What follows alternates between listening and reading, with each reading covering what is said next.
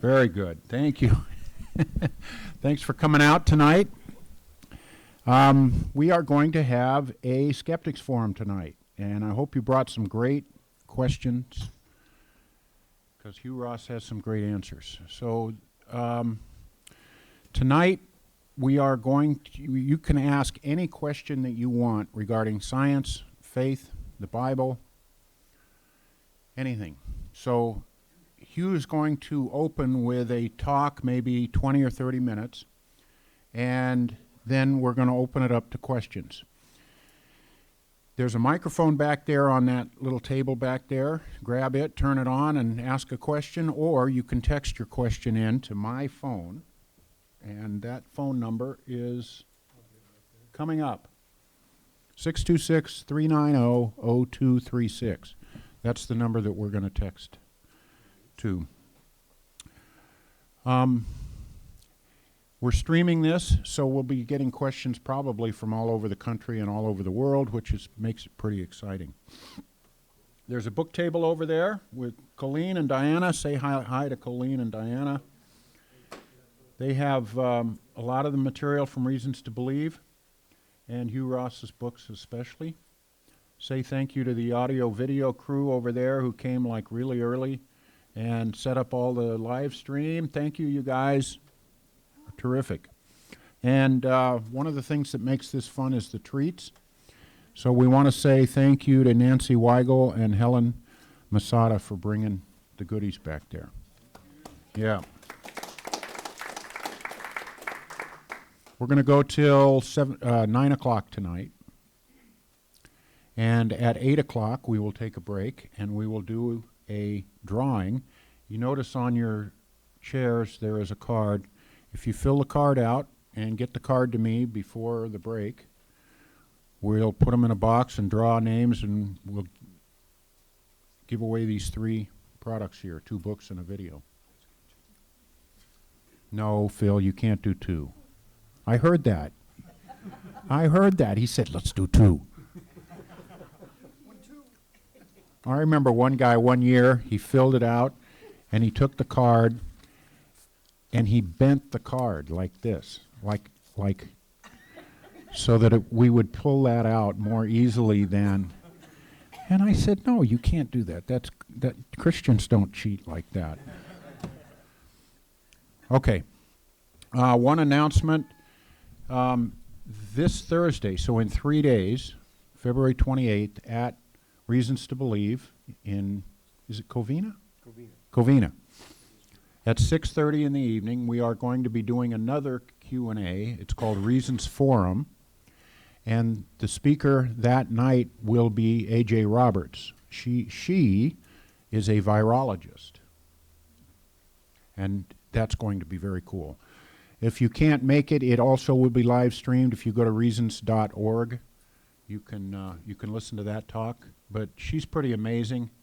It's worth driving out there Thursday night to check her out. Not as amazing as Hugh Ross, though. Not quite.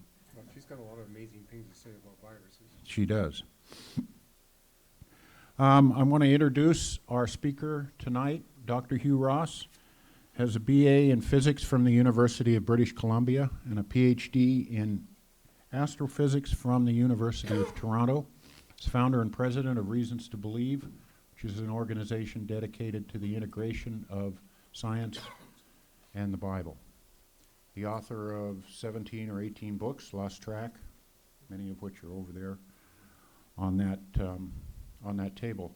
If you text in a question, it would be cool if you would identify yourself, like just a first name and whether you're here in the audience or whether you're out there watching the live stream, just so we know who it is. It's more fun to announce it if you're from like Mexico City or something. I think that's it. Again, you can ask any questions you want. They don't have to be related to the talk that Hugh is going to do. So, I just turned mine on. oh, okay. So please welcome Dr. Hugh Ross. Well, thank you. We want to devote most of the time to your questions and your issues. So I've trimmed my talk down to a little bit less than 15 minutes. But I thought you'd just be interested in some of the latest scientific discoveries. Some of you, I noticed, were with us yesterday, so it's going to be very similar to what you heard yesterday. But I know a lot of you here weren't here yesterday, so and you know, this is just a short talk on some of the latest scientific discoveries that support the Christian interpretation of the universe and Earth. But it's also kind of fun in that these are discoveries that basically explain why we have civilization. And the bottom line is what they discovered are 3 amazing asteroid colliders that have made possible modern civilization. So it's like God is throwing rocks at planet Earth, but throwing rocks at just the right time, at just the right place, of just the right components in order to make possible our modern high technology civilization. As you heard, I'm the founder of Reasons to Believe, and you can engage us through a variety of social media venues. We actually have a dedicated Reasons to Believe YouTube channel where you can see material 24/7. And we do answer questions on Facebook and Twitter. You can contact me through texting Hugh to 31996. That's your portal to get free videos, book chapters, articles, and much more.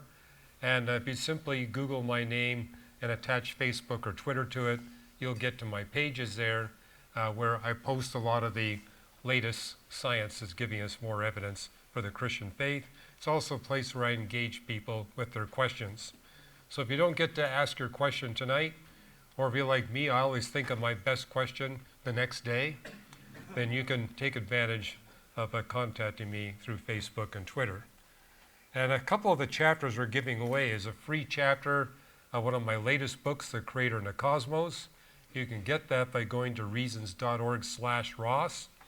We're also giving away a free chapter of my book, Improbable Planet, same site, reasons.org/Ross. Matter of fact, last time I looked, they're giving away chapters from 5 different books. So you can take advantage of that. Now, how many of you ever heard of the L-Tannin Collider? Okay, if you were here with me yesterday, you heard of it. The L-Tannin Collider is a big asteroid that fell in the Pacific Ocean. This is the location of the collision site, and they've only discovered it recently because it fell into that part of the ocean that is 17,000 feet deep. And so it was just a research ship that by chance was making sediment cores off this area, and when they pulled up the sediment cores, they found it was filled with meteorite fragments.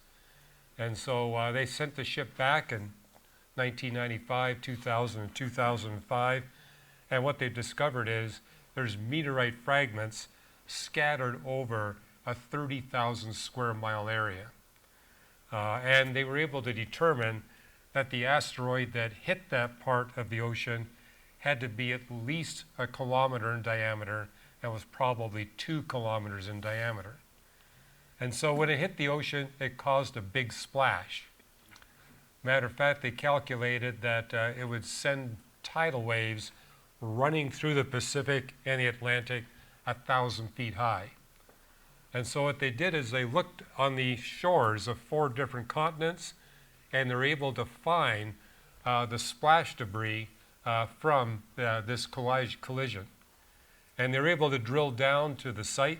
There's no crater there because the 17,000 feet of water basically prevented a crater from forming. But the little red dot there that you see on the map, that would be the size of the crater if it hit on a continental landmass. So it's a major event, and they've just recently been able to date when it hit, 2.58 million years ago. And that was surprising because that's what's called the Pliocene-Pleistocene transition, where we go from the Pliocene epoch to the Pleistocene epoch. They say, what on earth is the difference? If you're not a geologist, you may not know what that refers to. The Pliocene is the era from 5.3 million years ago to 2.58. It's a time when the planet was quite a bit warmer than it is today, but is gradually getting cooler, and it was getting a lot drier. And that was a time when ice was just beginning to form over Antarctica. Then we have this asteroid colliding into the ocean. It not only sent up these vast tidal waves, it sent up a huge cloud of water vapor, sea salt, and because it went all the way down to the bottom there, it also sent up a lot of ocean floor debris, particularly a lot of sulfur compounds. The end result was it formed a dense cloud that was so thick it blocked out the light of the sun. And so it had a dramatic cooling effect on the surface of the Earth, and the tops of the clouds were efficient reflectors of sunlight. So there was two cooling effects. The sunlight was reflected off the top of the clouds, and the thickness of the clouds prevented sunlight from getting through. Think of a really cold winter that lasts 3 or 4 years. That's kind of what you're facing with this event. And what it did is it dramatically sped up the freezing over of Greenland. That's when the Arctic ice cap formed, and the freezing over of Antarctica. And because ice and snow reflect sunlight with 60% efficiency, as opposed to open ocean water, which is only 6%, it dramatically cooled the whole planet. And 2.58 million years ago is when, for the first time in the history of the Earth, we went into not just an ice age, but an ice age cycle. An ice age cycle is where we oscillate between 10% of the planet covered with ice, like it is now, to 20 to 23% of the planet covered with ice, like it was 25,000 years ago. 25,000 years ago, just a little bit north of here, the ice age came all the way down. 55% of North America was covered by thick sheets of ice just 20,000 years ago. And so what happened was that we have this delicate balance between no ice, and that actually generated a cycle that was determined by the variation in the tilt of our rotation axis. As many of you know, the rotation axis is tilted at 23.5 degrees, which you may not be aware of. It actually varies a little bit. It goes all the way to 22 degrees and as far down as 24.5 degrees. And that cycle is 41,000 years. So when this asteroid hit, it ignited that cycle. And so we would have these cycles of glacial periods when 20% of the planet was covered with ice, and then there'd be a short period, like about 3,000 or 4,000 years long, when it was just 10% covered with ice. And this 41,000 year cycle persisted until 800,000 years ago. Now what happened 800,000 years ago is we got another asteroid colliding with the Earth. And this is the collision site. That little red spot you see there is the minimum size of the crater. The blue represents the maximum size of the crater. And it hit in a place that's called the Spratly Islands. If you've been following the news, you know that there's 6 different nations all claiming sovereignty over these really tiny islands. However, before this asteroid hit, they were not tiny islands. It was actually a set of really big islands, but the asteroid collision basically obliterated these islands and just left tiny specks behind. And it hit at an angle that caused a massive dust cloud to leave the Earth and go in orbit around the solar system. And it's such that our planet crosses that debris cloud once every 100,000 years. And so what happened 800,000 years ago is the ice age cycle switched from a 41,000 year period to a 100,000 year period. Now we wouldn't be here today if that hadn't happened. Because if all you got is an interglacial that lasts 3,000 or 4,000 years, that's not enough time to launch global civilization, and especially global high technology civilization. But now we have a 100,000 year periodicity. The average time that the ice interglacials last is about 10,000 years. And 10,000 years is enough time for humans to launch and establish global high technology civilization. And this is what the 4 last ice ages look like. This is from ice cores that were drilled in the thick ice of Greenland and Antarctica, and basically shows you the temperature, the global mean temperature over the last 400,000 years. And what you notice there is that you have the planet goes through a very dramatic warming. Notice how rapidly the temperature jumps up. Jumps up about 12 degrees centigrade, hits a peak, and that peak is about 3 degrees centigrade above where we are right now. But when that hits that peak, it starts another ice age cycle. And for the first time, we actually got a good idea why that happens. The reason it happens is when the global mean temperature goes up that much, it melts the polar ice cap. And instead of that polar ice reflecting sunlight with 60% efficiency, you got open ocean Arctic water that reflects it with only 6% efficiency.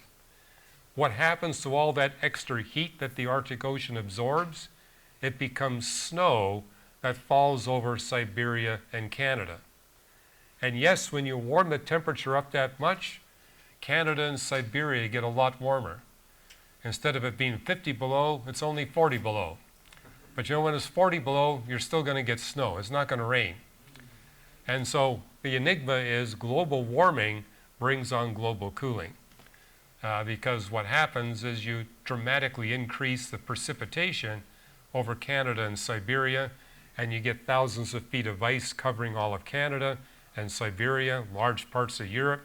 1/3 of the United States gets covered with ice, and ice, of course, reflects sunlight very efficiently, and that winds up dramatically cooling the whole planet. The other thing you notice from this temperature curve is that during the ice age cycle, the temperature is varying very dramatically. In fact, this doesn't do it justice. The temperature actually jumps up and down by about 10 degrees centigrade every few centuries, and explains why humans that were living here on Earth 30, 40,000 years ago were actually as industrious as we were. There's evidence, for example, that they were growing grains, harvesting the grains, roasting the grains, and grinding them to make bakery products. But it was all done on a very small scale. Such a small scale that this has only been discovered in the last 18 months. Because people were looking for large-scale evidence of agricultural activity. But when you got the temperature jumping up and down that much, it's impossible to launch large-scale agricultural activity or large-scale baking industry. And typically what was happening is a farmer at that time would plant 12 different crops, 8 would fail. He couldn't predict which 4 were going to make it, but he would feed his family on the 4 that did make it. Same thing with the animal husbandry. They couldn't count on specializing on cows or goats. They would have mixed animal husbandry, and they would survive on the ones that would make it through the temperature changes. Now, what you notice is, looking at the previous ice ages, you get that time when a very short period of time the temperature jumps from about 13 degrees centigrade colder than it is now. That's about 22 degrees Fahrenheit colder, and it goes up very rapidly. That didn't happen with the one we're in right now. The reason it didn't happen, there was another asteroid that collided with the Earth at just the right time in just the right place. And this was only discovered a few weeks ago.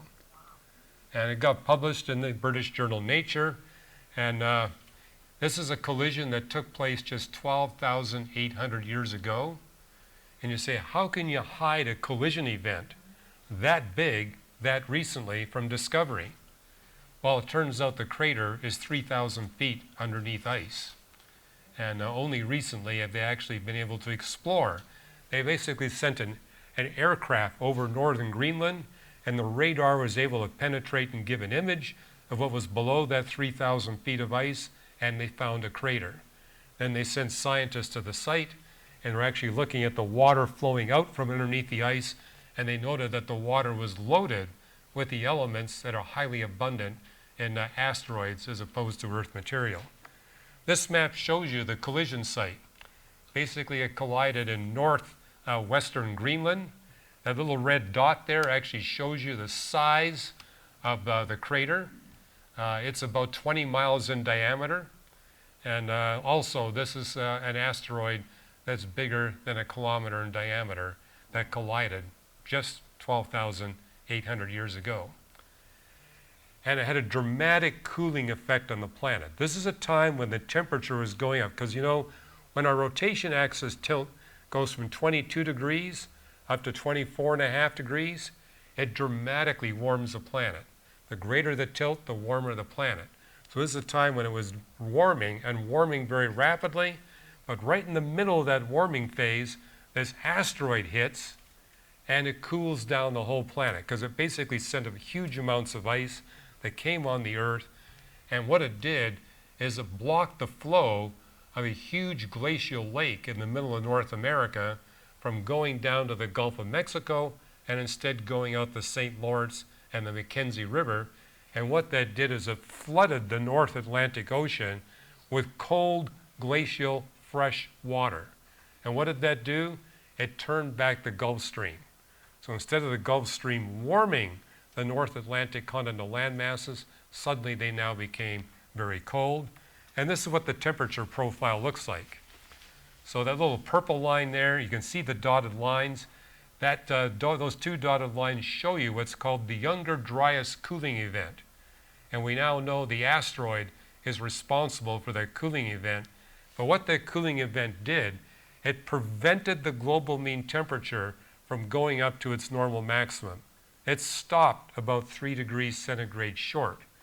And for a brief period of time, it stabilized the temperature of the Earth. Now, that little blue line there shows you the global mean temperature for the past 9,500 years. Notice how stable it is. It basically shows you the global mean temperature over the past 9,500 years has only varied by plus or minus 0.65 degrees centigrade. And that's what's made possible our global high technology civilization. Now that we can count on the fact that the temperature is not going to change in any dramatic way, for the first time humans could specialize in their agricultural industry. 10,000 years ago is when humans for the first time began to plant enormous regions of land, like a whole square mile, and plant nothing but wheat. And they get a huge harvest of wheat, and they would trade that wheat for goat products, or pottery products, or metallurgy products. And so this is when trade began to take place. This is when you see the first cities and villages being built. And it was all possible because of this stable temperature. Now, 9,500 years ago is when the tilt hit a maximum, and then we now have the rotation axis going from 24.5 degrees down to 22, which means we're in a cooling phase. And what you notice in looking at that blue curve, the temperature of the past 9,500 years has very gradually declined by 1 degree centigrade, only 1 degree. Now, because of our aggressive technology in the last 70 years, that whole 1 degree has been completely recovered. So for 9,500 years, the global mean temperature cooled by 1 degree. In the last 70 years, it's gone up by 1 degree. And that's just because of human, industrial, and scientific and technological activity that has happened. But the amazing thing is, when scientists look at this, we've got the tilted rotation axis, which should be dramatically cooling the planet, but it didn't happen. Instead, we got a very slow cooling. The reason why is that brief epoch of climate stability enabled humans to launch the domestication of cows. And so the cow population went up, and they began to breed the cows to be more efficient in producing milk and meat, but that had the side effect that they emitted a lot more methane than the wild cows emit.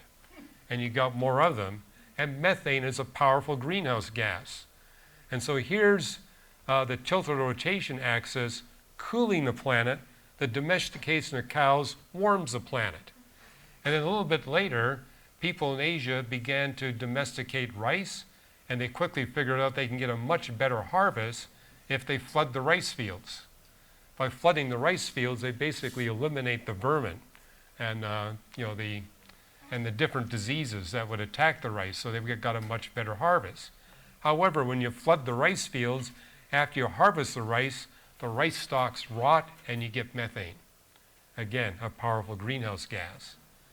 And then humans began to cut down forests and transform them into farms and meadows, and that also had an effect of warming up the planet, because now less carbon dioxide was being absorbed by the trees that were there. But here's the amazing thing.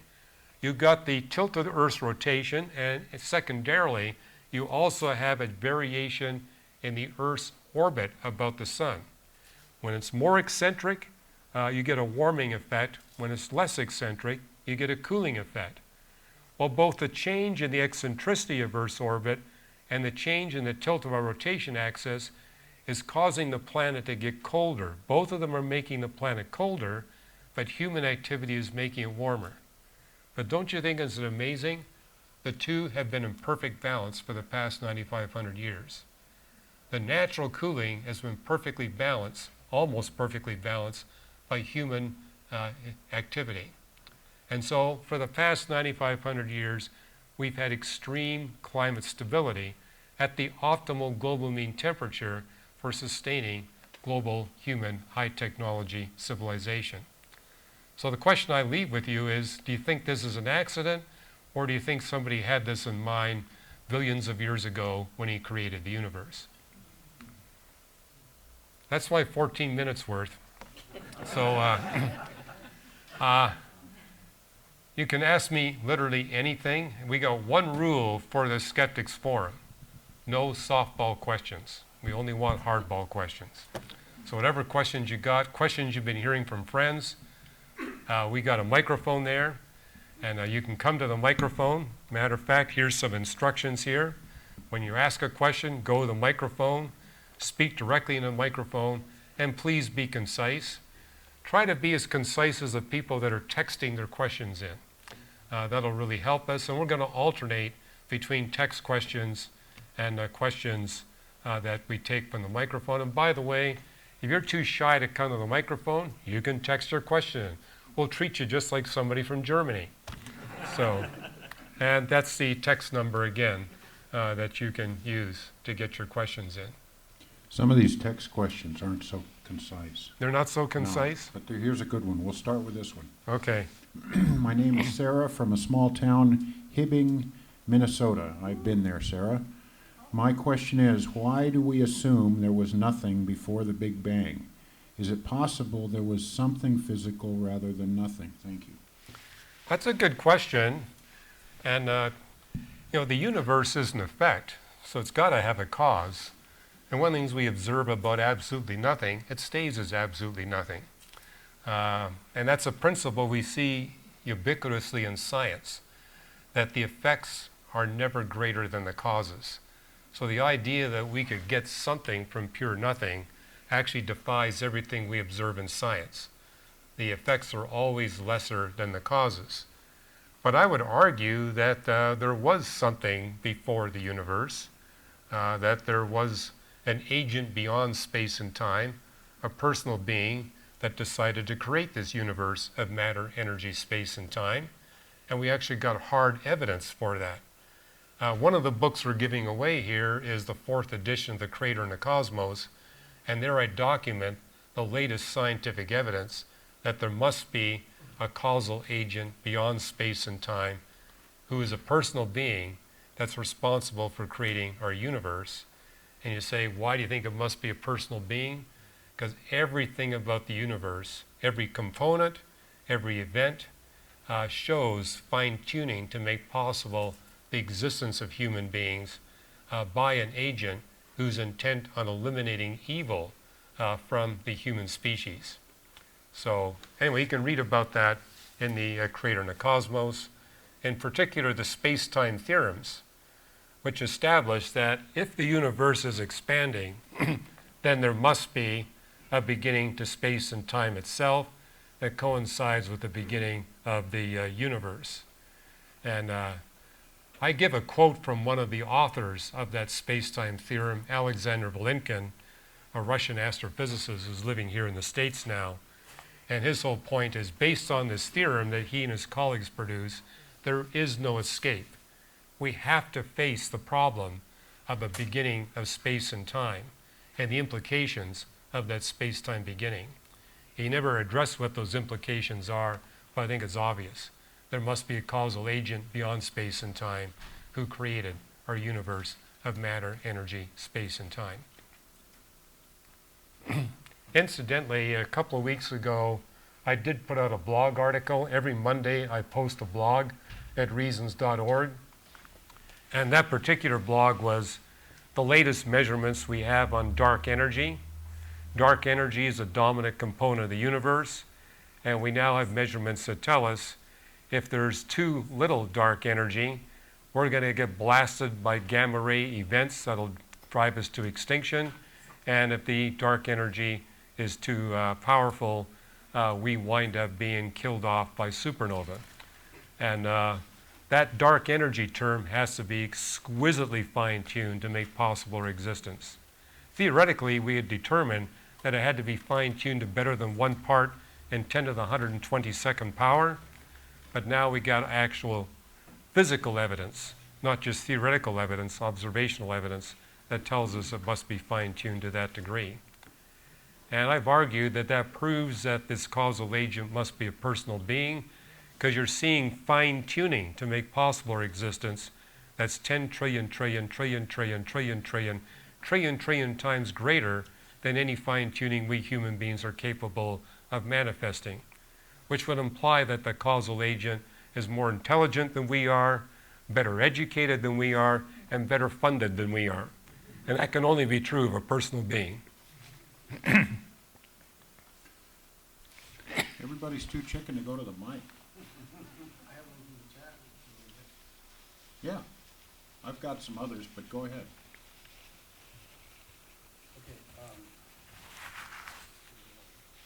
There we are. Doug is asking it's kind of a compound question here. What is nothing? Or should I say, did nothing ever exist before the Big Bang? And what was there? What is the latest scientific news? Okay, good question. And, there's a famous atheist theoretical physicist, Lawrence Krauss, that wrote a book, Universe from Nothing, where he claims that nothing created the universe, not God, but nothing created the universe.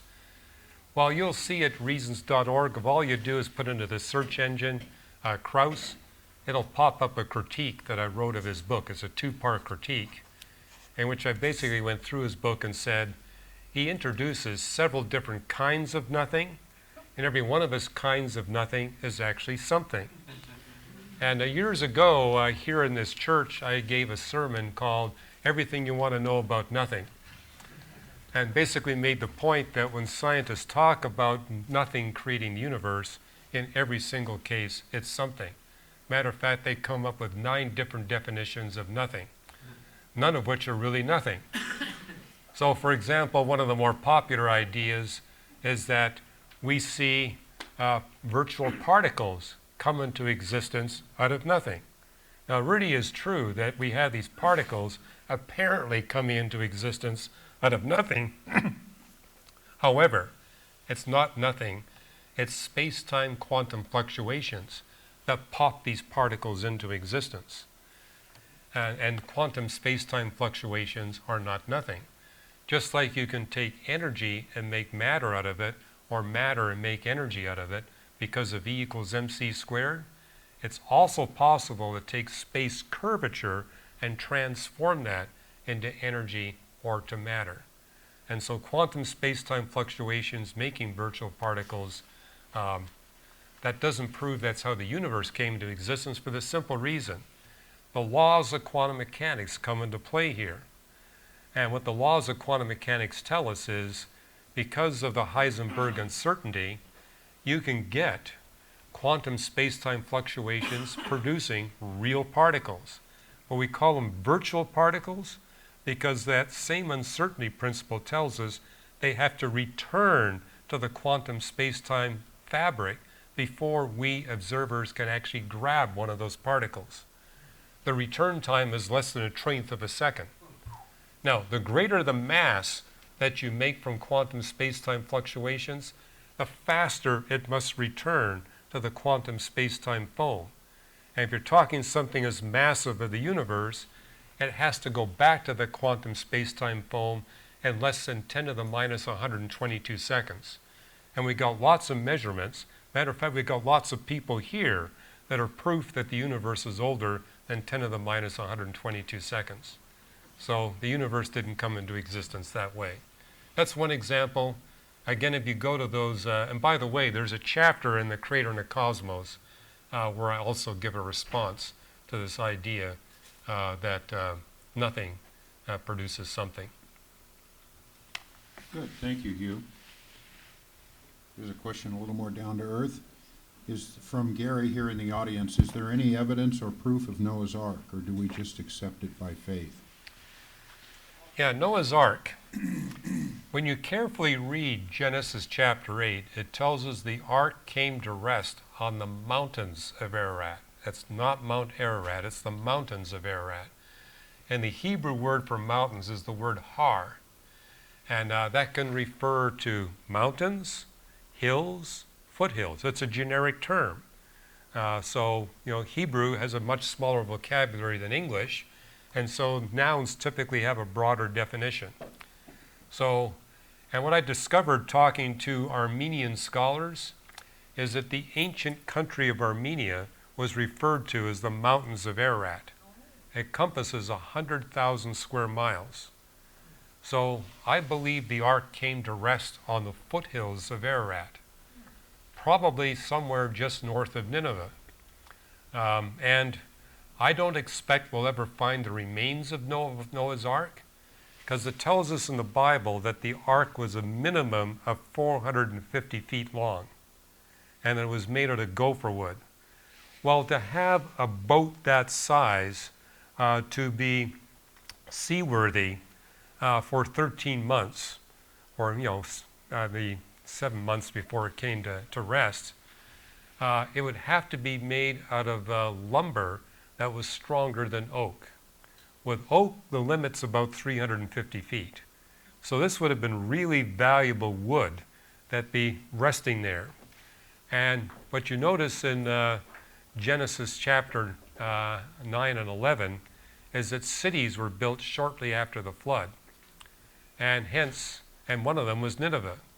So my guess is those humans living after the flood saw all that valuable lumber there in the ark, and they raided it to build the cities that you see recorded there in Genesis chapter 11. So if you want to find the remains of Noah's Ark, I would look in the ashes of Nineveh. But Nineveh was burnt to the ground several times, so it's not going to be easy to identify them as the ashes of the ark. But certainly, it's a waste of time going to Mount Ararat. So we've finally got somebody at the microphone. Remember, any of you guys in the audience that want to ask a question, and we can actually hear your golden voice, go back there to the mic, or we can bring it to you. Go ahead, Gary.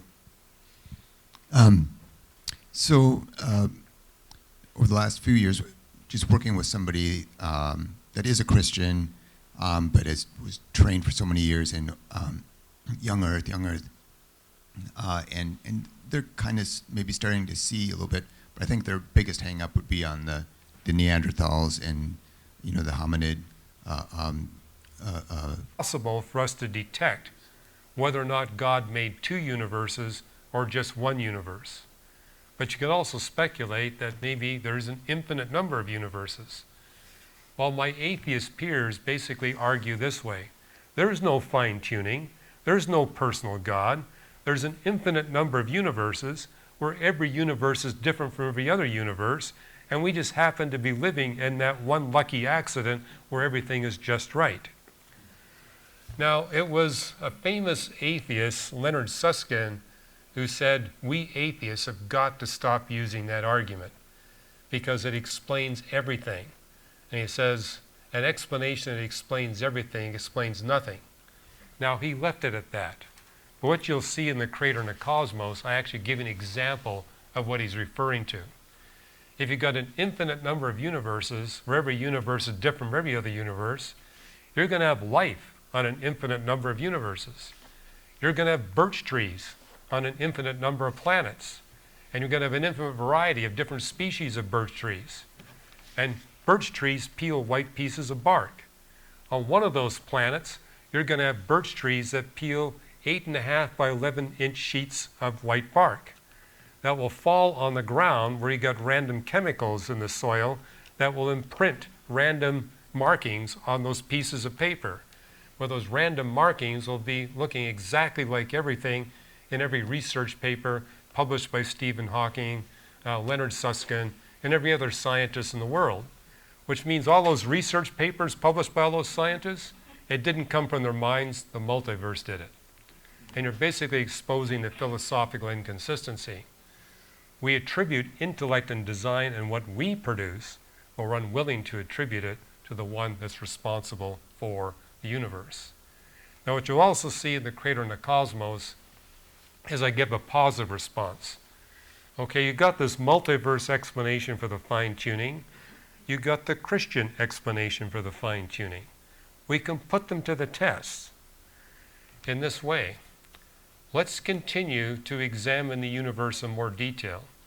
And the analogy I give is where you actually see someone flipping a coin, and it keeps coming up heads every single time.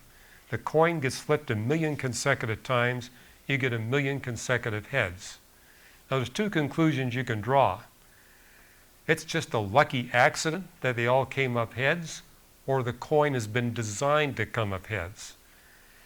And I would counsel you that if you see a coin come up heads 10 times in a row, don't bet on tails on the next flip.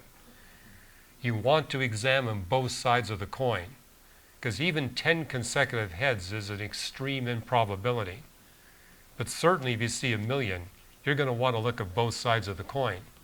And if you see heads on both sides, you know it's been designed to come up heads. We can do that with the universe.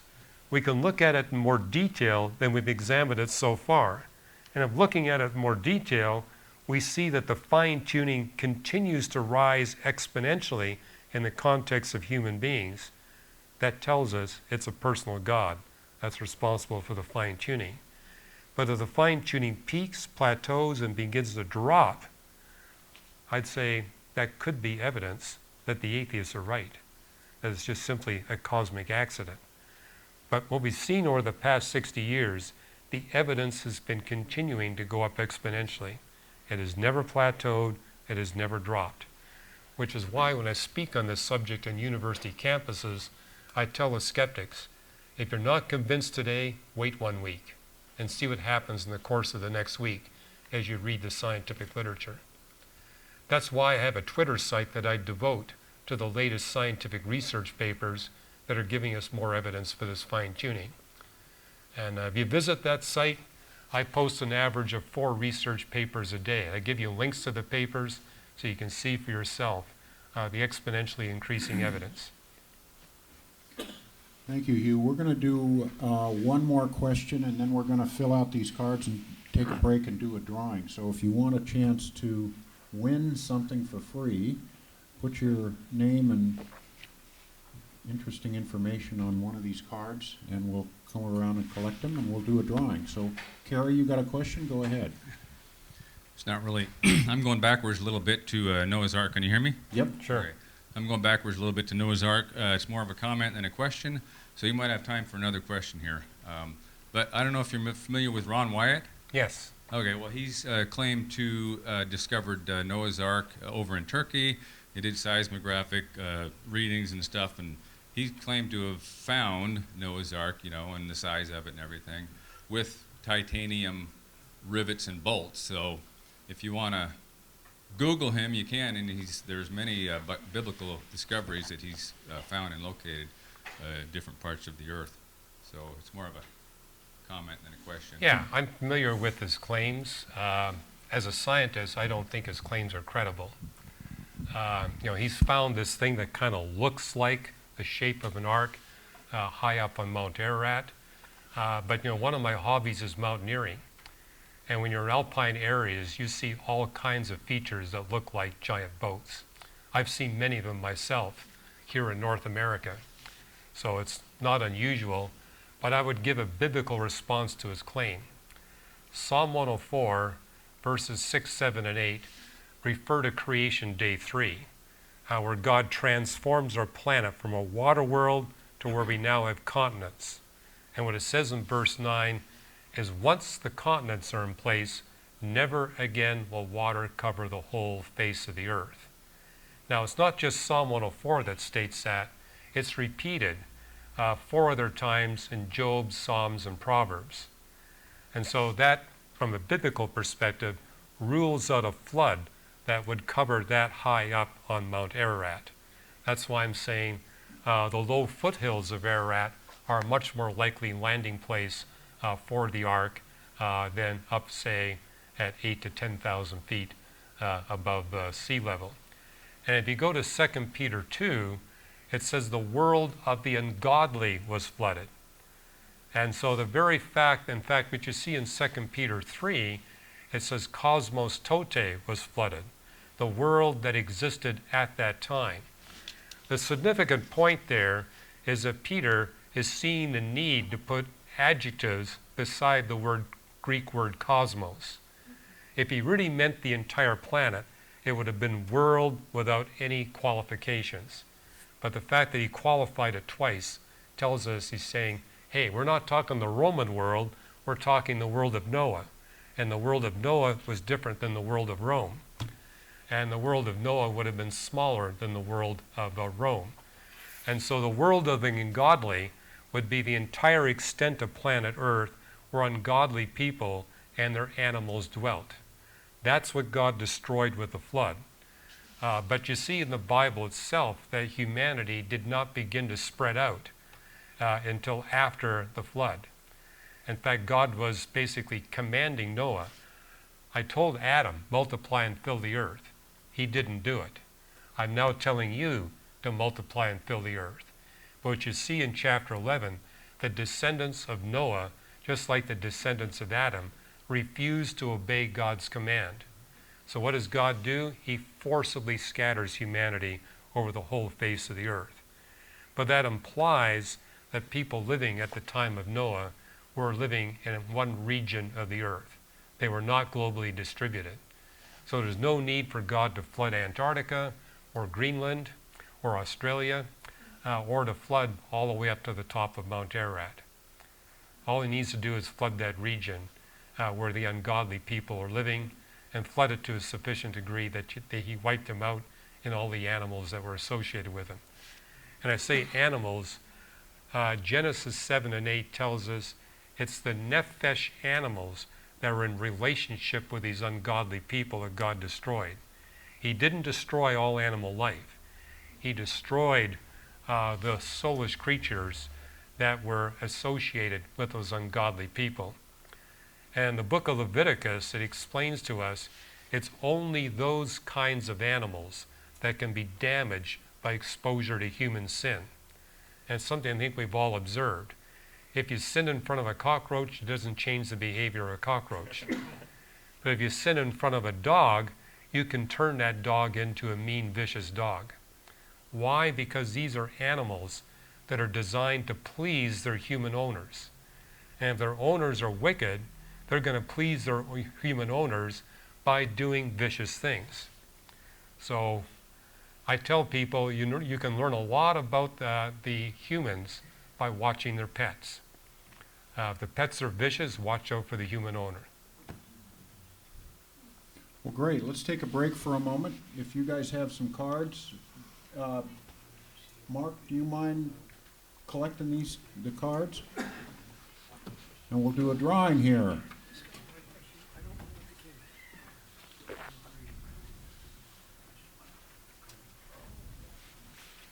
Getting a lot of Genesis questions. I've got another one here. Oh, good. Yeah. Yeah. Well, it's different from yesterday. Yesterday was all global warming. It's interesting. No, I find that it's easier to resolve young Earth issues by talking about the flood than the age of the Earth. That's a good. Yeah. That's good. People don't realize global flood gave rise to young Earth, not the other way around. The global flood came first. We had a question that came yesterday that starts about half the 8 billion humans on Earth. I didn't get it. You can go to the microphone if you want to avoid I've got texting. another question now. This is her question from yesterday. It's not Okay. my question. All right. Resend the message. I know I'm sending it to you, Russ Humble, right? That's right. I got your number. You got it. I just sent it to you. Nope. What number do you have? Well, you've got. Yeah, number's right there. I've been sending it to that number. That is your number, right? Yeah. It was off a digit when we started, but it's right now. How we doing, Mark? Waiting on one more card. Last chance to get your cards in. No pressure, right? No pressure. Anybody else? All right, let's get this going, Hugh.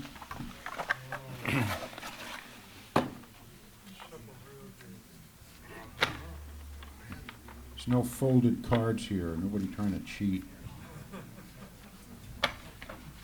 All right.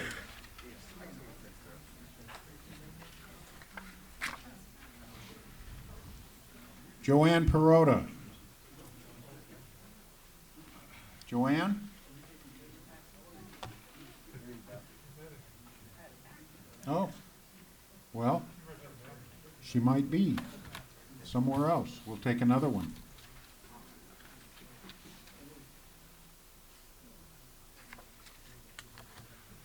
Gary Pogue. Here if I show up the next night. Okay, so here's what we have. We have a video called The Great Debate, Hugh Ross and atheist Victor Stenger, the 4th edition of The Creator and the Cosmos, and one of Hugh's latest books, Improbable Planet. Which one would you like? That one. Okay. Can I get an autograph? Sure. You promise to read it? I've read it anytime. Oh, He's going to give it away to I gotta someone. give it right. Yeah.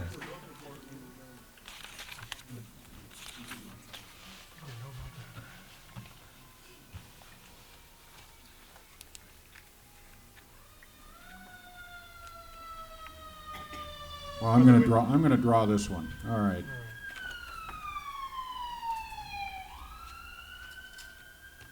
We're doing Gary's tonight. Gary Jordan. Thank you, Hugh. Sure.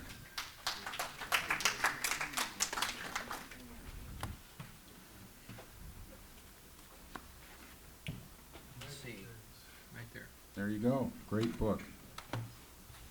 All right, let's draw one more, Hugh.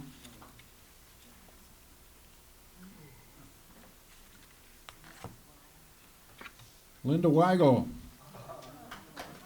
Where are you, Linda? Good job.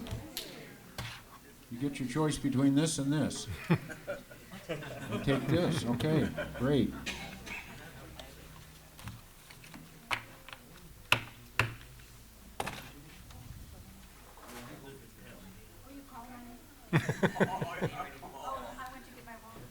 Well, we'll see if we can get you something. Come and see me after.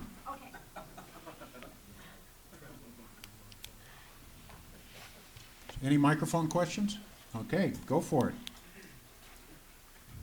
If there is a God, what reasons would there be that would be the God of the Bible rather than the God of Islam or any other religion? You know, a few months ago, I had 2 Muslim apologists from Turkey in my office, and they asked me the same question. How do you distinguish between the God of the Bible and the God of the Quran? And they wanted a scientific answer. And the answer I gave them was, science only makes sense if God is triune. Basically making a point that with a triune God, you got God the Father, God the Spirit, and God the Son in relationship with one another before they create anything. So they're experiencing a relationship of love. They're giving love and they're receiving love from one another. And therefore it makes sense that they would be creating creatures that likewise can receive love and give love. The problem with Islam is you got God all by himself. There's no one to love. There's no other person. Love, by definition, requires the existence of at least another individual for which you can receive love from and give love from. I'd also say that's a critique of the way Jews interpret the Old Testament, because your traditional Jew believes that, once again, God's all by himself. And so the fact that we humans experience love, I would argue, is a problem for strict monotheism. However, when you look at, say, the God of Hinduism and Buddhism, you've got millions of gods. And Hindu theology tells us they all got different plans on what they want to see creation look like. And so the Hindu worldview is that the record of nature should reveal that multiplicity of creation plans. But that's not what we see in the scientific record. The scientific record speaks of a single plan, a single purpose, a single mind that's behind all of creation. And that's the Christian doctrine of the Trinity. You've got three persons, one essence, one purpose, one plan, one mind, one set of character attributes. You get the same character attributes from all three beings. They're not arguing with one another about creation plan. They all agree, and the scientific record reveals that. That explains, I think, why so many people raised in a Hindu worldview in India who are now studying engineering and science are recognizing that what they're seeing in science and engineering is inconsistent with what they've been taught theologically. That there really is this beautiful harmony and consistency that's ubiquitous throughout the sciences. But what I was sharing with those two Muslim apologists, I mean, one of the core mantras of Islam, nothing is greater than God. Of course, they say it in Arabic. However, if you've got a being who has no experience of love and no capacity to give love, creating beings that do, in one context, that makes us human beings greater than God. And so they got a problem where you've got this being who's not able to experience love, suddenly creating beings that do. Or to put another way, in Islam, and likewise in traditional Judaism, God must create to experience love. Whereas in Christianity, creation is an option. God is not compelled to create. He's fully complete and satisfied without creating anything. Creation is a free choice, whereas in Islam, creation is a necessity.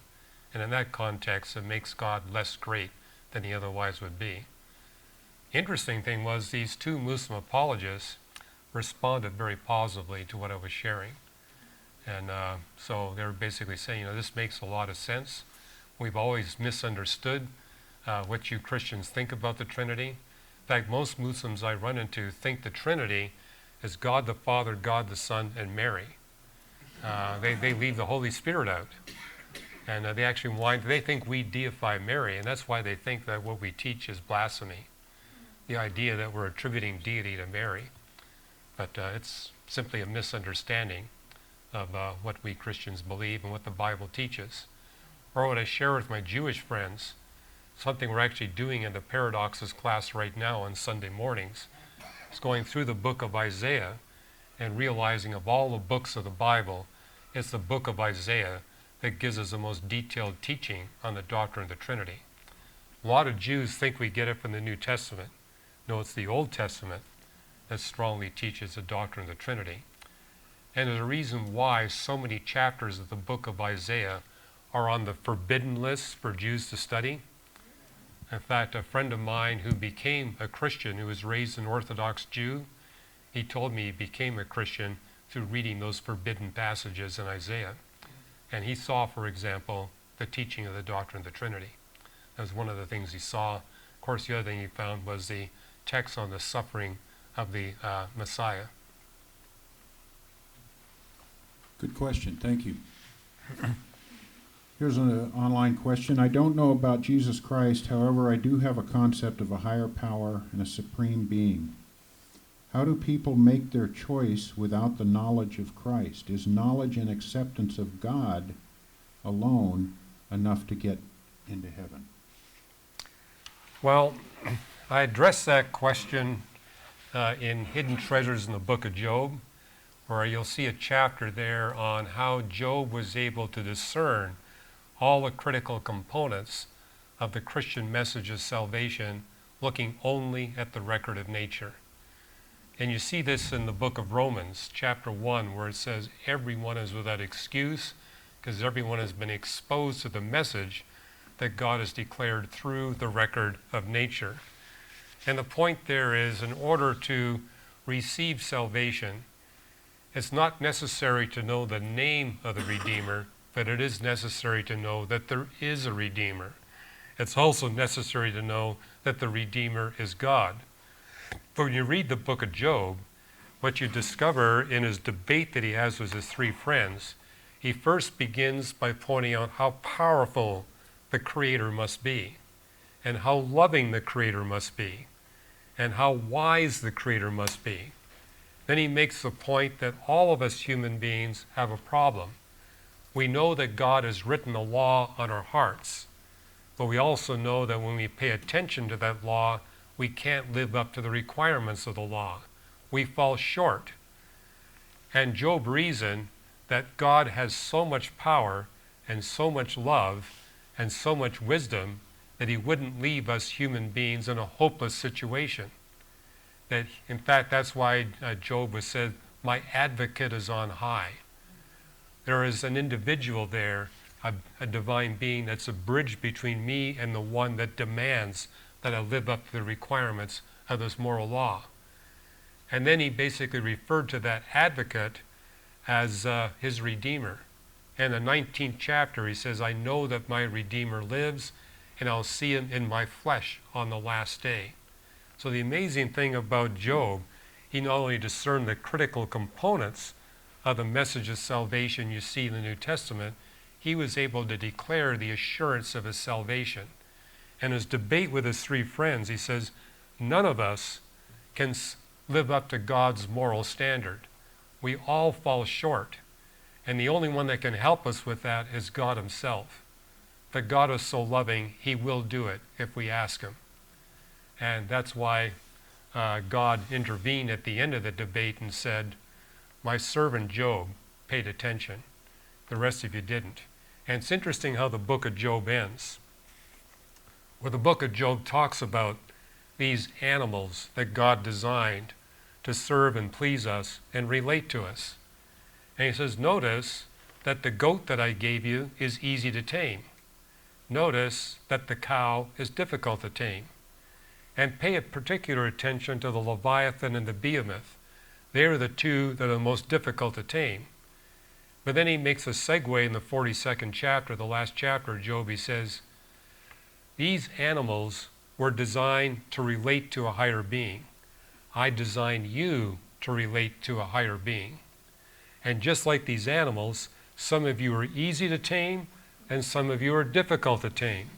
But notice it takes a higher being to tame these animals. Likewise, it takes a higher being to tame and bring humility into a proud human heart. That's how the book ends, where God says, none of you can bring humility to a proud human heart. Only I can do that. Job came to me for the humility he needed. The three of you did not. And so I'm asking my servant to pray for you that you would be granted the humility to do what Job has done. But it basically answers that question. Everyone has heard the message of salvation because everyone's been exposed to the record of nature. And I would argue that's even true for people that experience severe mental handicaps. I mean, we've had a number of them actually participate here at the church because we used to have a facility across the street. And the interesting thing is, they may not be able to talk, but you could tell they had a relationship with the Creator of the universe, just from their very demeanor and the joy that was in their heart. And the whole point is, you don't necessarily need a lot of education or intellect. As it says in the first chapter of John, the Gospel, it says, God's light has gone into the heart of every human being. That includes even the fetus who's not yet born. God's light has gone out to every human being. If that human responds to the light, they proceed to salvation. If they reject the light, they proceed to condemnation. But everybody's got more light. Also, there's a promise there. If you receive the light that God gives you, God will give you more light. He will set circumstances in place for you to get more light. Thank you, Hugh. Go ahead, sir. Oh, hi. Got a question about people practicing universal energy or spiritual energy, and they may not be not necessarily Christian.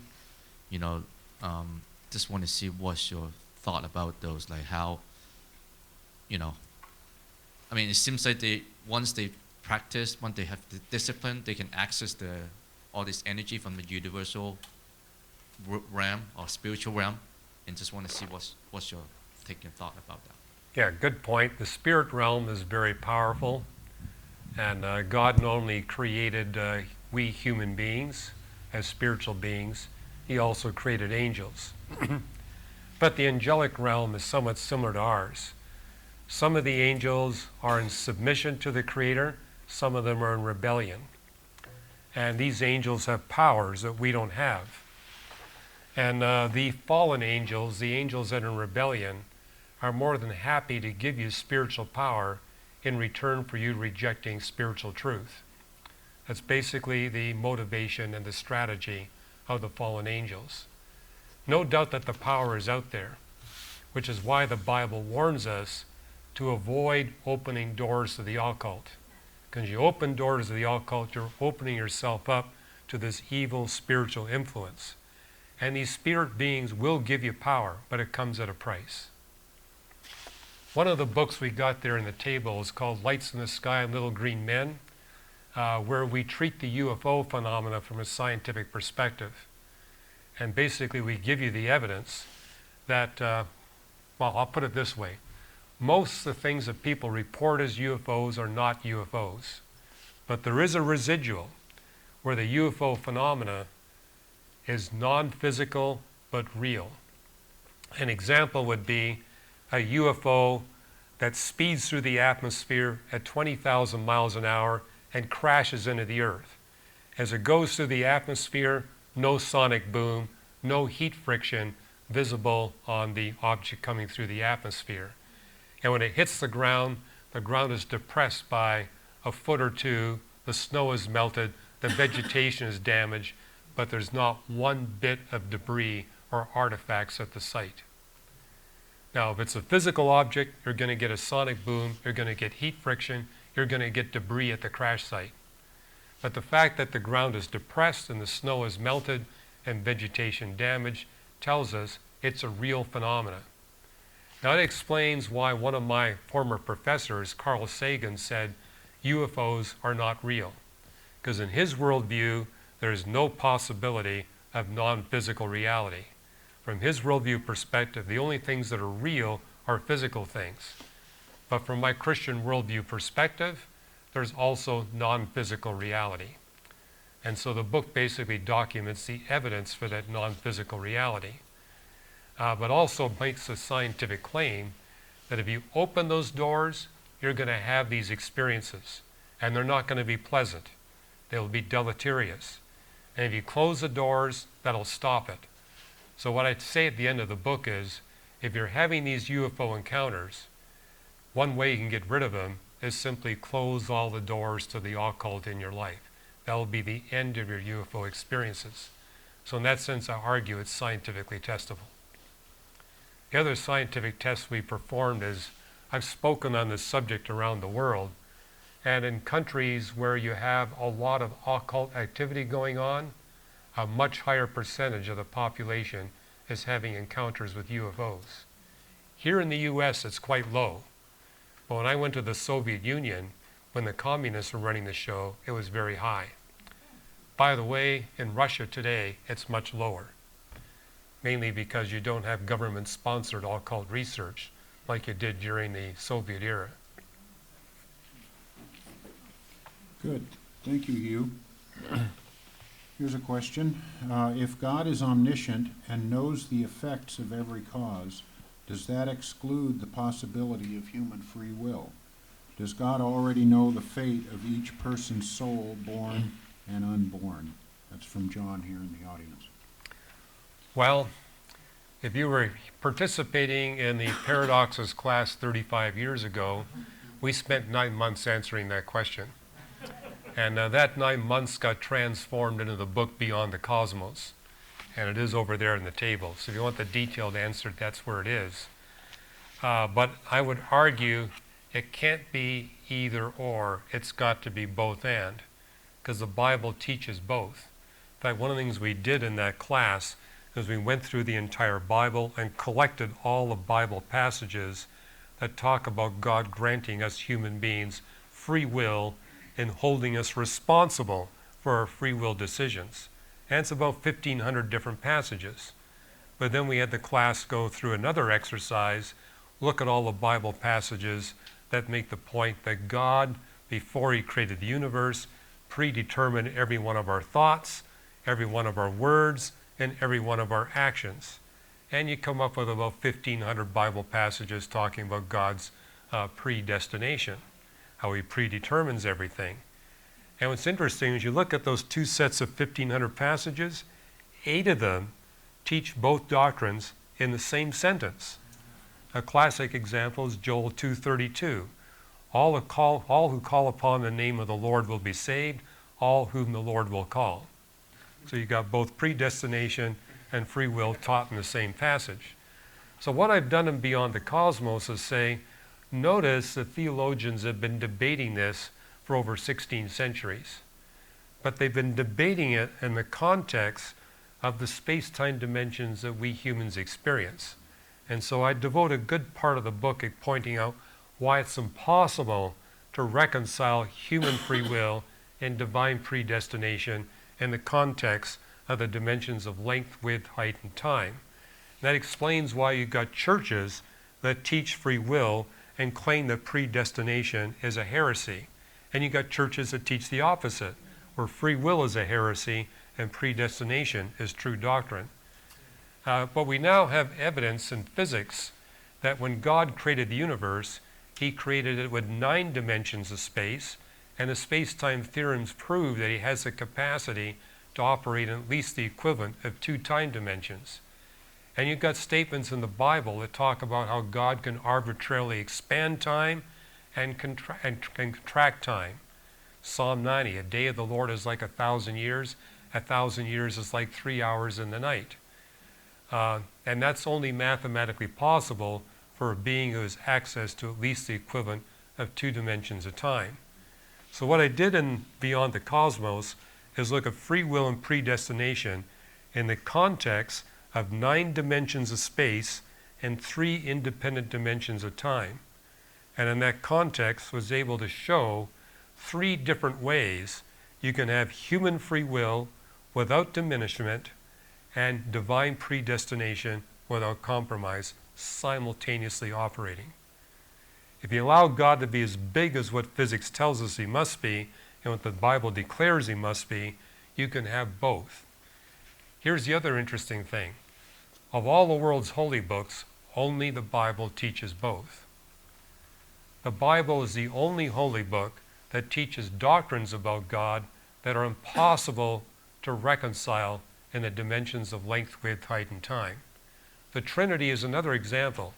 You can't resolve the Trinity in length, width, height, and time, but allow God to be big enough, there are resolutions.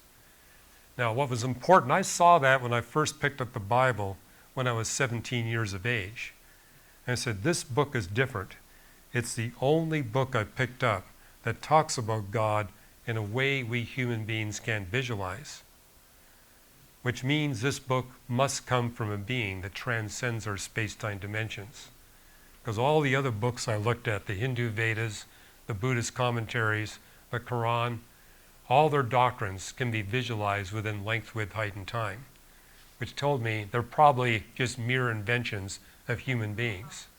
But the fact that the Bible is filled with doctrines that are impossible to reconcile in 4 space-time dimensions is evidence its message comes from a being that transcends the space-time dimensions that we human beings can visualize. Good, thank you. Phil? Is it on? Okay. Are you acquainted with the term whiffum? With them? Whiffum. What's in it for me? Oh, okay. I am now. Well, it's a motivation persuasion term used in sales. So you want to know what's in it for the guy you're talking to.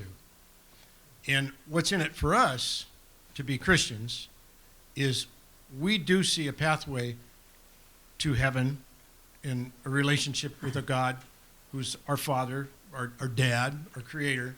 We see all that as a vision, and we continue to exponentially reinforce it just the way you're talking about. That's what's in it for us. Without going too much into space and the cosmos in terms that I don't get, in human terms, what's in it for the atheist? Not the scientific atheist, Stephen Hawking. The average atheist. The guy that got out of college that was educated by Jesuits or by, Cal Berkeley. The lady that just wandered through the world and wound up saying, I don't think there's a God. It doesn't work for me. What's in it for them? I don't get it. Okay. Let me make one additional point to what you said before.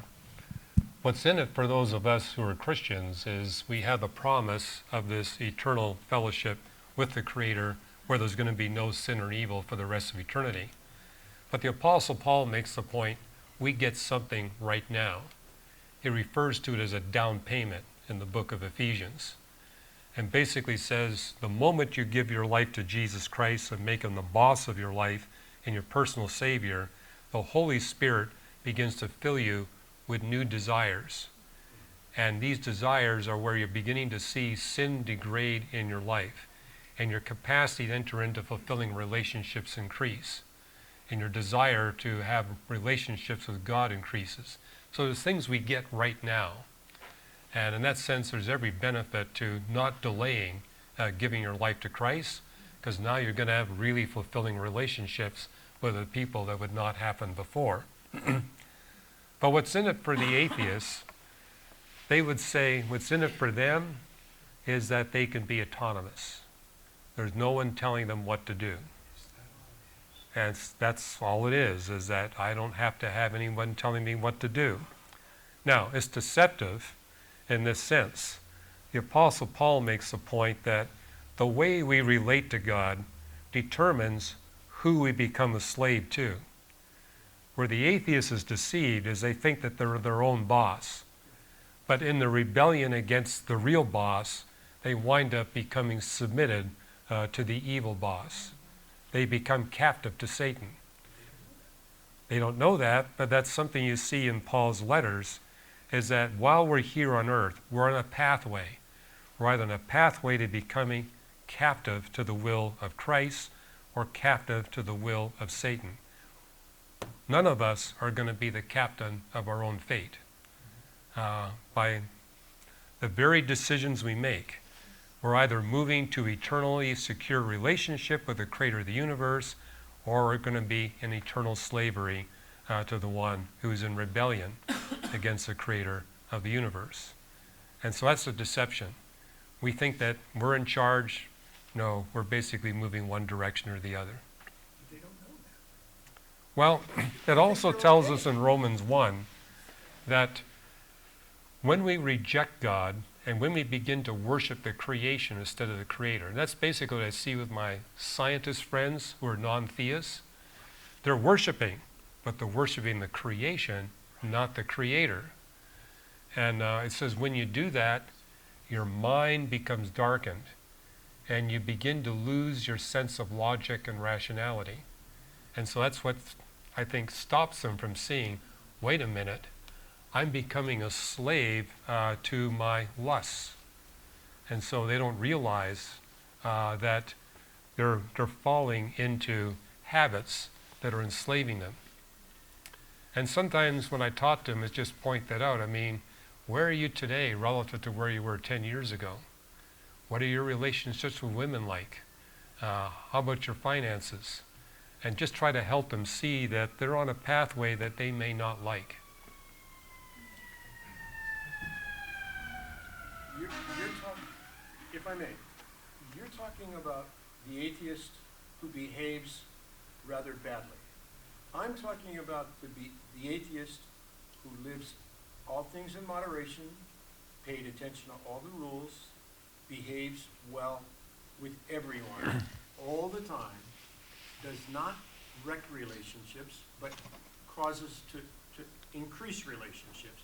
I'm talking about that guy. Yeah. And I know those guys. Well, my parents were like that until they became believers. I mean, very hospitable people, and they really prided themselves in all the good works they did for the community. My mother was a cancer nurse, and she got cancer and spent her last 26 years as a cancer patient, reaching out to other cancer patients and helping them deal with their suffering. So they were prided themselves in their good works. But there came a point in their late 70s where they realized these good works really aren't of any value whatsoever. I mean, from an atheistic perspective, what's the point of doing good works?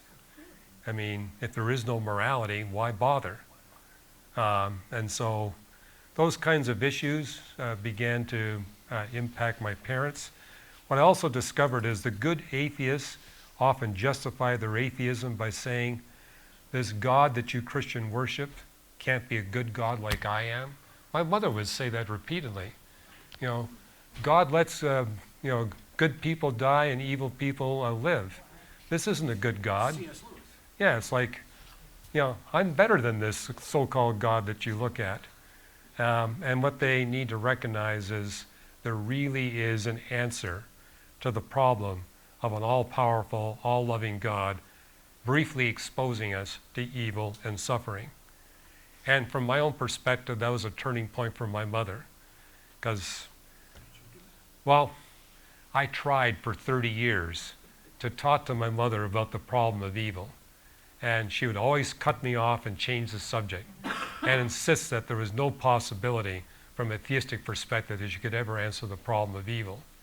You know, I got around that. One Christmas time, I sent them a DVD of a talk I gave on the problem of evil.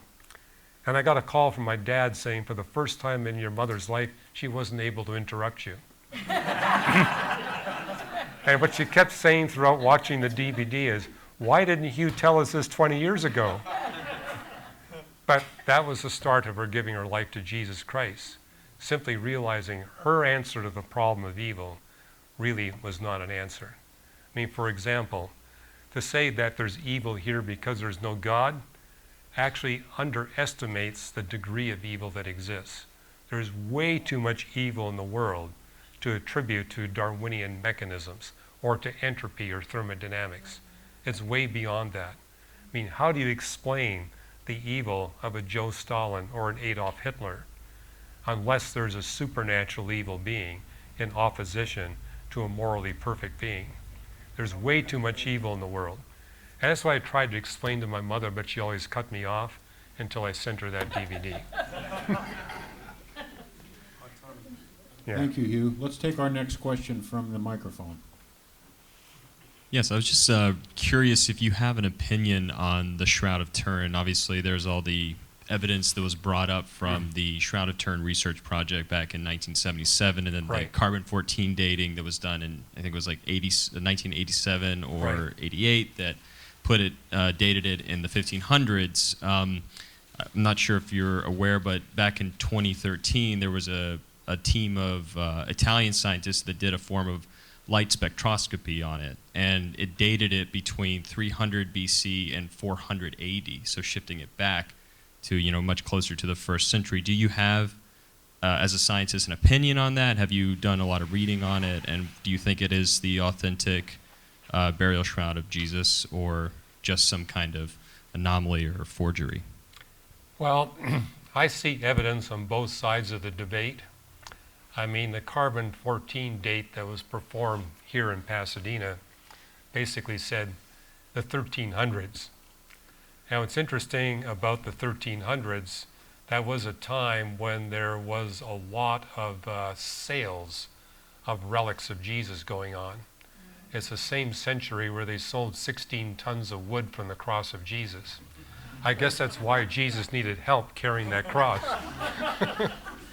And they sold a lot of water from the drinking cup that he had. And so some have argued, well, this is evidence that it's a forgery, but also argue that it had to be a very good forgery. And if it is a forgery, they actually crucified somebody to death in order to get everything exactly right. Because they said what they noticed is they had the holes in the wrists in the right spot, the holes in the feet in the right spot. And the body actually had all the evidence of having been crucified. But that's kind of chilling to think that if it is a forgery, they actually crucified somebody in order to get a really good forgery there. People have also pointed out that there are threads in the fabric that date back to the time of the 1st century. And so they use that as evidence that this really isn't 13th century, it's actually 1st century, and therefore might be the legitimate shroud. And then the evidence you mentioned has been put forward.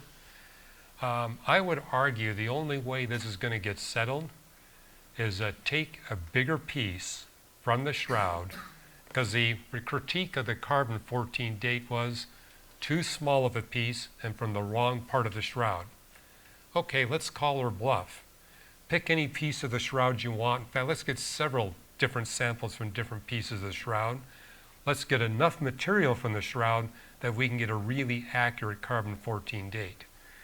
For example, if it really is 13th century, you're going to need a fairly big piece of the shroud. Instead of 1 inch by 1 inch, you're going to need to be equivalent of about 16 square inches. The reason why is the half-life of carbon-14 is 5,715 years. And if we're talking 13th century, that's only 700 years ago, which means that you're going to need a bigger sample to get an accurate date. But that's all highly doable. And people have said, well, if we give them big pieces of the shroud, it's going to destroy the value of the shroud. I don't think so. The shroud's really big. You should be able to take a dozen or 16 square inches out of different pieces of the shroud without in any way damaging the integrity of the artifact. And that would really settle the debate. Because, if you got an error bar of, say, less than plus or minus 50 years in the carbon-14, that should really settle the issue. But I'd argue right now it's not settled. It could be one or the other. Now, as far as its apologetic value, we don't need the shroud to basically declare that the historical evidence for the bodily resurrection of Jesus from the dead is overwhelming. We don't need the shroud to prove the resurrection.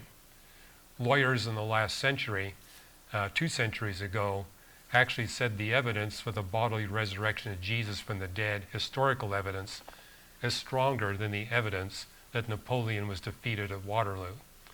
And they were writing at a time when there were still many soldiers alive from that battle. Thank you, Hugh. This is Margaret from South Bay. She says in Genesis 2:10, quote, "A river flowed out of Eden to water the garden, and there it divided and became 4 rivers. Where was this one river of Eden, and how was it divided?" Good question. You'll get a detailed answer in the book Navigating Genesis. But what you notice is Genesis 2 talks about these 4 rivers coming together in Eden, but it tells you where each river flows from. It says the Tigris and Euphrates flow from the region of Asher, Assyria. And it says that the Pishon flows out of the mountains of Havilah where there is gold. And then it says the Gihon flows out of the mountains of Cush. And those 4 rivers we can identify to this day. The Tigris and Euphrates are still flowing. The Gihon, the Pishon are dry riverbeds. But they show up beautifully on satellite images of Arabia. The mountains of Havilah are the mountains of west central Arabia. And it's the only place in Arabia where you can find gold. And you see a sinuous riverbed flowing out of there into the south part of the Persian Gulf. The mountains of Kush are usually understood as the mountains of East Africa, but during the last ice age, there was a bridge joining Arabia to Africa. During the last ice age, sea levels were about 400 feet lower than they are today. The one place on the map where those four rivers join together is now 250 feet below sea level. It's in the southeastern portion of the Persian Gulf. But during the last ice age, more than 90% of what is now the Persian Gulf was above sea level. And it's also a place where you got a huge underground aquifer, because the text also talks about water coming up from below to water the Garden of Eden. It talks about this mist, and that describes very well the region of the Persian Gulf. That's also a place where it would have been plenty warm enough during the last ice age that you wouldn't need clothing. The problem with putting it in a traditional location high up in the mountains of Turkey, you're going to need clothing. Good. Thank you. No more microphone questions, huh? Here's one. All right. So, the question is a little bit about, like the Bible talks about, like, I just want to give a couple of examples. Like, let's say, for example, the Bible will talk about God listen to all our prayer and all our prayer will be answered. But is the Bible talking about not in the physical world? Is it talking about more like including eternity? Because I mean, obviously in the physical world, right? Not everything is being answered, right? But you know, so that's one question. And the other question is, sometimes I just feel like, you know, let's say when church is running a evangelical thing, they talk about, oh, okay, being a Christian, simple, just, you know, very simple, just accept Christ, you know, just, it's a simple thing. But then once we become a Christian, and then we talk about, oh, you got to bear the cross of Jesus, is a very, very narrow way, right? I just see kind of like, it's kind of hard to digest that part, the difference of those, you know, so kind of try to understand a little bit further on that. So, Well, let me deal with your first question first, which is prayer. And there's a condition that comes with prayer. God says he'll answer any prayer that you make that's in line with the will of the Father. And so that's a condition. That if you pray a prayer that is against the will of God, it will not be answered. If it's in line with the will of God, it will be answered. Which is why I tell Christians that prayer is meant to be a two-way conversation. You talk to God, but you listen to God. How are you going to determine the will of God if you're not listening to him? So it's important that we listen to God. And you say, how do you listen to God? He speaks to us while we pray. He speaks to us while we read Scripture. He speaks to us through other believers. And so if God's not answering your prayers, take advantage of those three venues to learn about the will of God. And often when God doesn't answer prayers, because he's challenging you to think of something bigger and better. It's like, you're asking for something small, I want you to ask for something big. Or he's got a different timeline in motion. I mean, I was talking about my parents. I prayed for 30 years that they would become Christians. And what I discovered in the case of my mother is he wanted my mother's 5 nursing friends to come to Christ as well. And I realized in hindsight, after seeing their response, if my mother had become a Christian first, it wouldn't have happened for them. And so that's why God had it delayed, because again, he had a bigger objective in mind. And I lived long enough to be able to see what that bigger objective was. Often we don't see it. We just have to trust that God's got his reasons for doing the things the way he does them. So that answers your first question, I hope. If it doesn't, we can talk some more. Your second question I'm a little struggling with is about church and the fact that we're called to a narrow way where there's much suffering. And what you see in both the letters of the Apostle Paul and the Apostle Peter is that we're really dedicated to living the Christian life. We will suffer more than the rest of the population. So he's making it clear, becoming a Christian is basically volunteering to suffer more than you'd otherwise would suffer. But both of those authors also make the point that when you commit yourself to suffer on behalf of Jesus Christ, that suffering is going to bring you overwhelming joy. A very inadequate example I can give you is my experience as a professor. My really good students want to suffer at my hand. In fact, they challenge me to make them suffer more. And they really enjoy the suffering I put them through because they see all the learning they're getting and the preparation they're getting for a future career. And I can remember that as a student. Where I really got thrilled was when the professor would give me a really challenging problem to solve or an experiment to do, and just really rising up to that challenge and discovering what I was able to learn through that and how it was preparing me for a future career. That's what motivated me. I would not trade that suffering. I wanted that suffering. And I think that's what Paul and Peter are talking about, is that God's going to use the suffering he takes you through to have a dramatic impact on the lives of other people that you encounter. And it's amazing how many people are brought to faith in Christ simply by observing the suffering that God takes his people through. And this is why James said, consider it pure joy when God takes you through trials of all kinds, because of the benefit that's going to come from those trials. But we have to be patient. Sometimes it takes months, even years, before we say, that's why God took me through that. Now I understand, and now I appreciate he chose me to go through that. Thank you, Hugh. We have a good text question here. This is from Ilram in Burbank, California. He was here yesterday with us. He says, I am agnostic and would love to choose to believe in Jesus. However, there is a dichotomy. If God created everything, then he created emotion, temptation, thought, choice, sin, evil, hell, etc.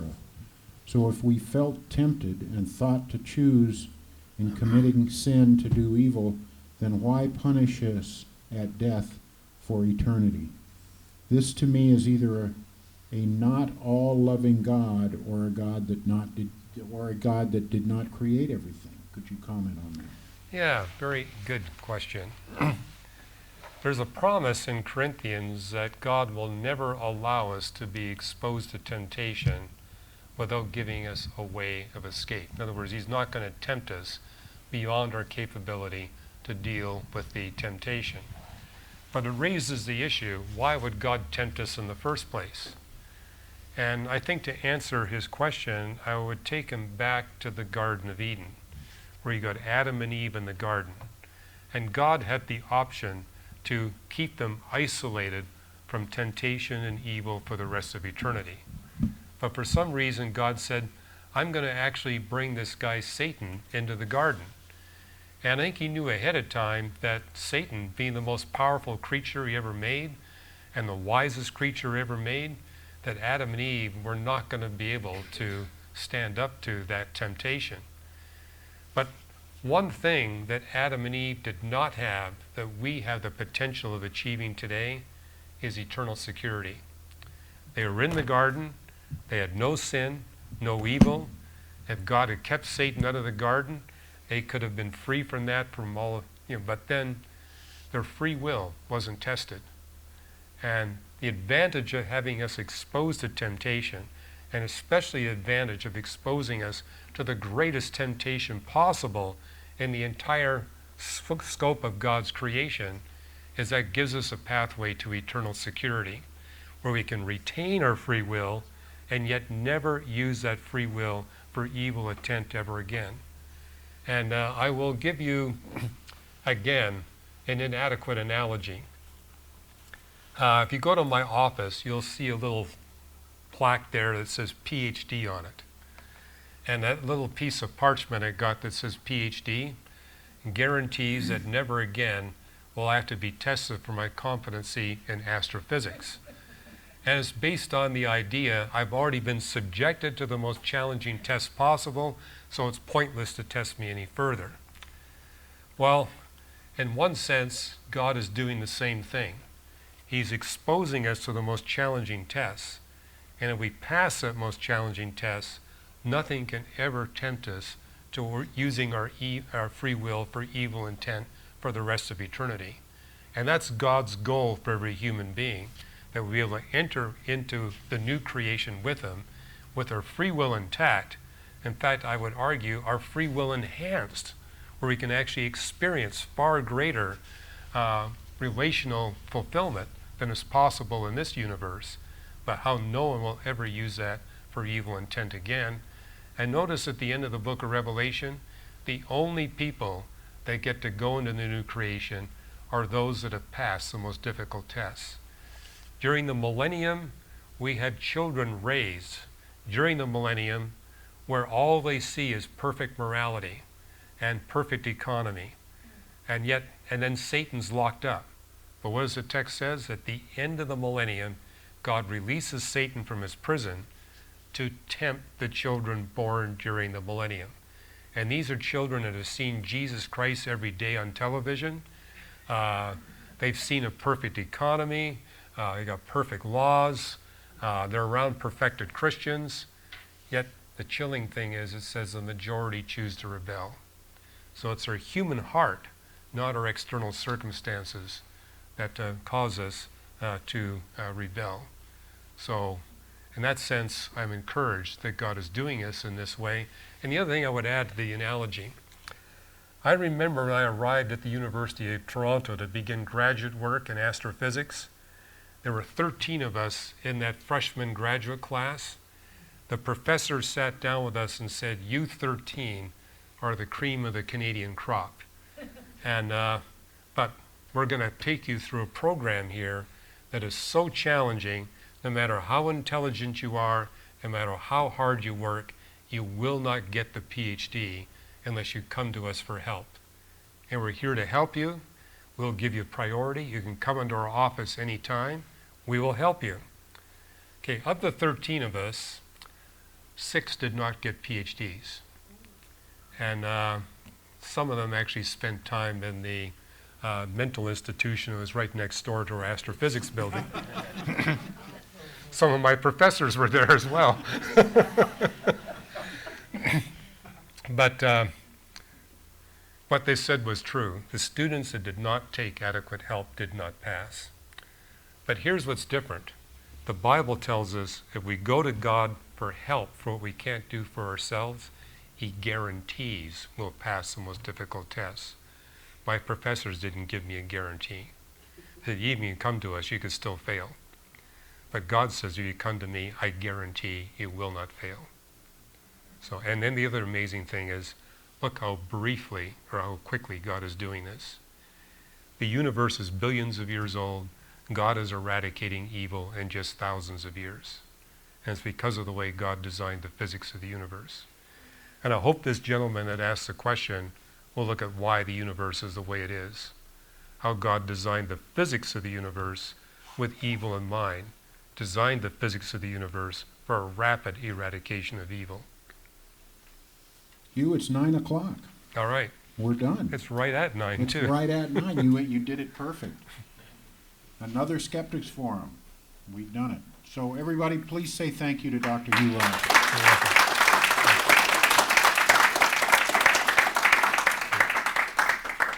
For those of you in the live audience here, you've been stretching your brain listening to this. I'm going to ask you, if you can, to stretch your muscles. We need to take 60 of these chairs that are in this room and put them on those racks back there and wheel them down to another spot in the church. So if you're able to help us with that, we would appreciate it. And thank you, everybody, for coming.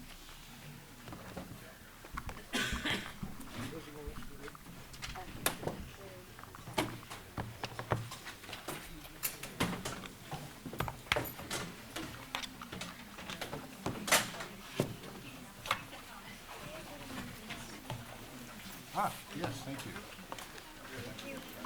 Oh, you're welcome. I can help you with chairs. Oh, great. I just don't know what I'm doing. Yeah. The stack my whole thing. Yeah, let me get it going here. Things with wheels, get some things down the middle. Yeah, he's right here.